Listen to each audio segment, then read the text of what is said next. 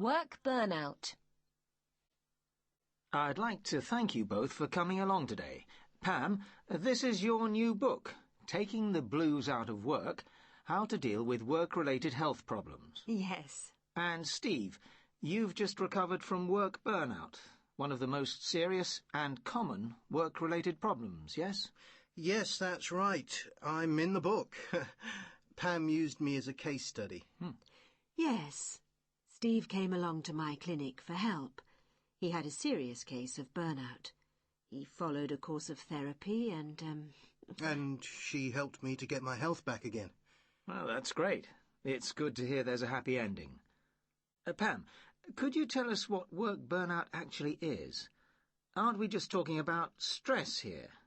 Is there a difference? Yes, there is a difference. A very big difference. But that's a good question because most people make the mistake of thinking that burnout is just another word for stress. So I'll start with that. Everyone understands stress. We live in a world where stress is part of our everyday lives. Burnout can be the result of too much stress, but it isn't the same thing. I once heard somebody say that if stress is like drowning in an overload of work, burnout is more like being all dried up. With stress, we lose our energy. With burnout, we lose much more, our motivation, our hope. And one very important difference between stress and burnout is that we know when we're stressed, but we don't usually realise we are suffering from burnout. Until it's too late. Exactly. Steve, how did you know that your problem was more serious than just being stressed? Well, I didn't realise myself. Other people realised first. I changed my behaviour and started feeling really negative and cynical about everything. That wasn't me at all. I've always been a happy-go-lucky sort of bloke.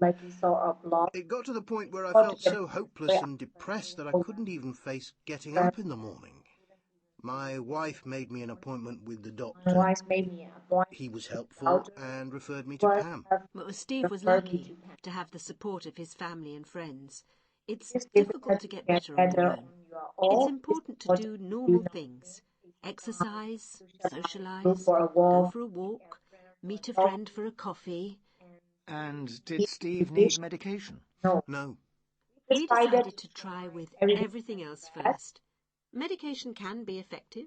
Antidepressants aren't the same these days as they used to be, but Steve got better without any.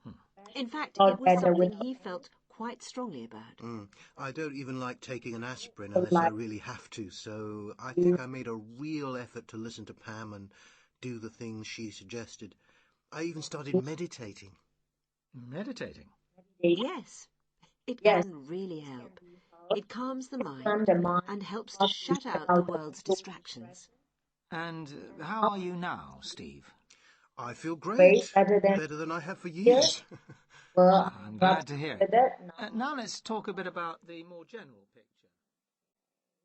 This recording was brought to you by the British Council.